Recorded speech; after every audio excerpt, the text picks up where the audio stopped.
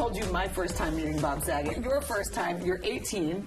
I was 18, living in Detroit. I had just started doing stand-up. I was working at a little club called the Delta Lady. Saget went up and crushed for like an hour, and I said, I have to be friends with that guy. He wrote his name down on a napkin and said, when you move out to L.A., call me. And I called Bob, and he said, well, what are you doing? And I said, well, I don't really have a place to stay. And he said, well, come on over. And I ended up sleeping on his couch for 2 weeks. Hi, Joey. For so many people, I'll just say for myself, you know, like your Uncle Joey. And so when we first heard the news of your cancer diagnosis, we felt it. So I will just say, how are you doing?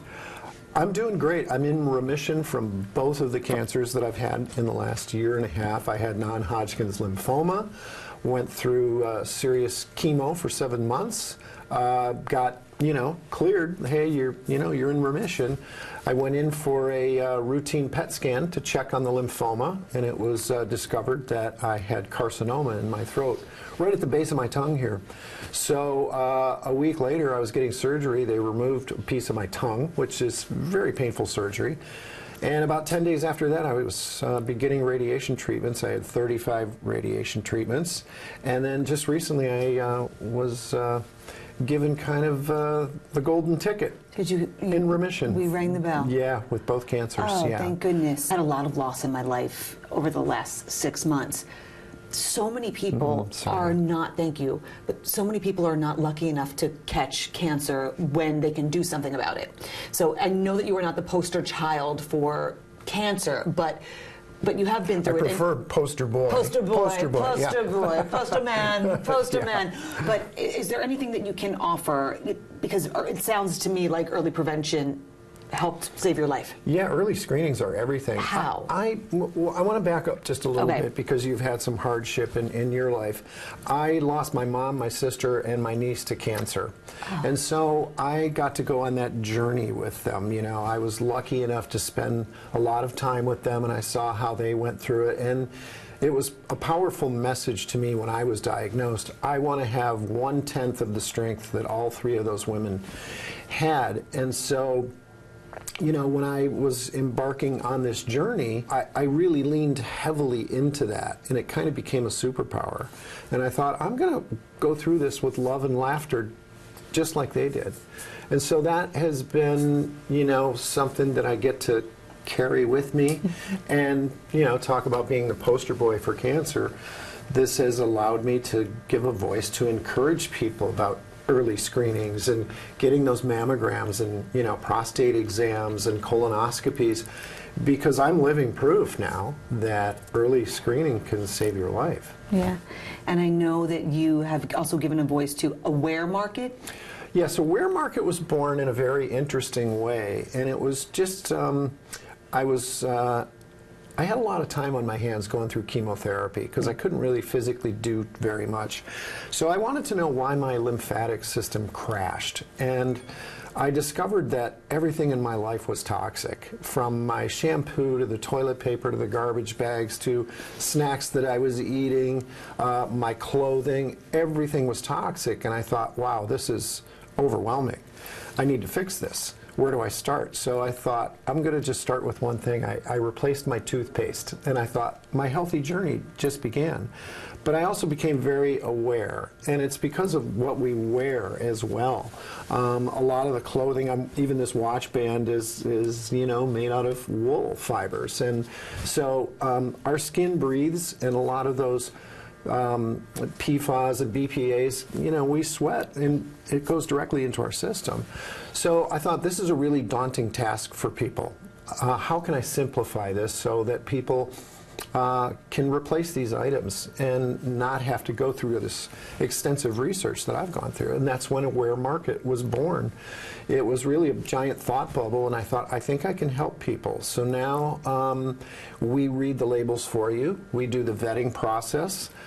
We have over 7,000 products as of today. A lot of small businesses as well. And we champion small businesses. There's tons of mom and pop companies all over the United States. all over the world now that are making soaps and detergents and clothing and snacks in their garage, and it's a small little family-owned business. So that's really what Aware Market is. We champion those small businesses because they're doing the right thing. You know, you said you got through everything with love and laughter. I did. Where did the laughter come from? Your source of laughter? Well, I'm lucky to have a wonderful wife. And she doesn't always laugh at my funny stuff at this point. But I have wonderful friends. John Stamos flew in from California and visited us in Michigan. And he made me laugh. And, you know, we're brothers. And so I had lost all my hair from chemotherapy, so he actually put a bald cap on and turned the corner at my house, and I went, you gotta be kidding me. I just dropped to the floor. And then while he was visiting us, he got COVID, so we had to sit in the hallway on the floor like, hey, how you doing? You know, it was like, you know, two kids with walkie-talkies. Oh, I'm down here in the hallway, you know. So I surrounded myself with people that I love and love to laugh, and that's a superpower. Yeah. You know, I wanted to ask your advice to anybody who's going through their own battle. Because, you know, I've done this with some of my friends, and it can be very lonely. You know, if you've ever, I mean, you have, but if anybody's ever been in one of these waiting areas, like, it can be very sad. Are there any words that you can offer someone, or even a family member, who, you know, who they're experiencing what you did? Cancer is a battle. And you can't let it will steal a lot from you, psychologically, emotionally, and certainly physically. You can't allow cancer to steal those things away from you, because those are the things that make you, you. And if you're lucky enough to have people who love you, or people that you love, keep them close, because it's just as hard for them. You know, for cancer caregivers, it's a really big task, and it's emotionally and physically and psychologically draining for them as well. My wife has been extraordinary through all of this, has gone to every single appointment with me and made sure I had drugs, and, you know, just has taken care of me every step of the way. If you can find someone like that in your life, lean on them, because they want to help you. Because to be vulnerable, it's hard to be vulnerable for a lot of us, because we're self-sufficient and we do our thing, and, you know, to give that away is a really, really tough thing in our lives. How have your cancer battles changed the way you live, and changed you? Well, it's changed me in a number of ways. One of them is that I get to be an ambassador for the V Foundation, which is the largest cancer research foundation in the United States. They've raised almost $500 million and given 100% of it away to cancer research.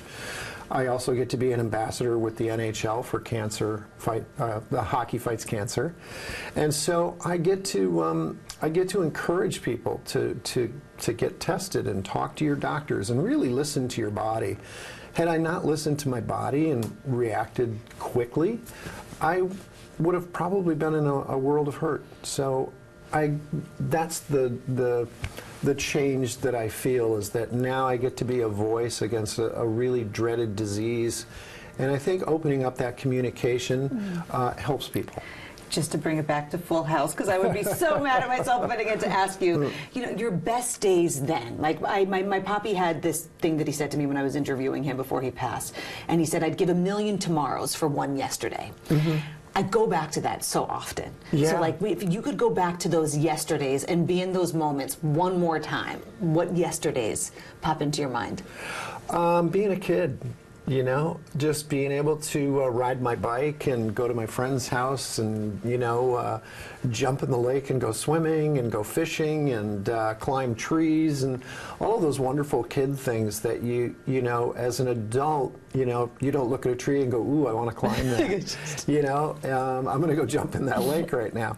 And it's okay to have that inner kid, you know, and those are the times that I really, you know, and having my grandparents were so lovely. So reconnecting with that simpler time would be really, really special. How many people ask you to go, cut it out? Oh, yeah. No? Cut it out, yeah. You know, I stole that from a friend of mine. Did you? I did. My friend Mark Sandrowski, if you've ever seen his name on The Big Bang Theory, it's because he's directed every episode, all 12 seasons. And we're childhood friends. We met in 3rd grade. So for a little while, we were actually a comedy team, See and Ski. Clever, huh? Yeah. So he used to do this Mark Suave character, and he would unbutton his shirt and look at a lady in the front row, and he'd go, "I know what you're looking at now. Cut it out." Stop it. And I said, "I'm going to steal that." And so I did, and the first time I ever did it was on a show that I hosted on Nickelodeon called Out of Control. I remember and that. And it became kind of a catchphrase, and then we were doing a rehearsal on Full House, and somebody said something, and I went, "Oh, cut it out." And everybody laughed, and the producers came up to me after the run-through, and they said, "What was that weird thing you did?" It got a big laugh, and I said, "Oh, cut it out." And they went, "Oh, we're going to write that in." And so it became my Full House hook. That's so cool. And Mark still says to me, "You owe me." I was going to say, you owe him. I said, "I don't owe you a thing, Big Bang director." You made my day. Dave Coulier, thank you so much. Thank you. Thank you.